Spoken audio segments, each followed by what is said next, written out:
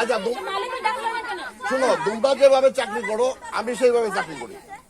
হ্যাঁ, তোমরা হয়তো কম পয়সা পাও, আমি একটু বেশি পয়সা পাই, কিন্তু শোনো আজকে 9 মাস যাবত আমার বেতন নাই, আমার বাবুদের বেতন নাই আজকে 9 মাস যাবত।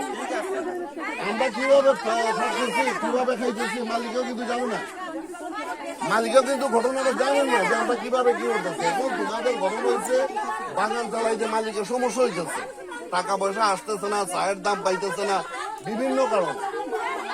এখন যেভাবে মোট বেশি দিয়ে যাইতেছে, এটাও তো সবই বুঝতাম যে আমরা পাতা ভাঙলে আমরা এখানে আছে, পাতাটা বিক্রি হওয়ার না প্রতিটা, এটাও তো না প্রতি সপ্তাহে একবারে পাতাটা যাইতেই আছে, এগুলো টাকা যায়। আমি বলি এখন বলি শোনো, এখন দাদা তোমরা যদি এটা বুঝতে চাও টাকাটা কোথায় যায়, না টাকাটা কোথায় যায় সেটাই তো আমাদের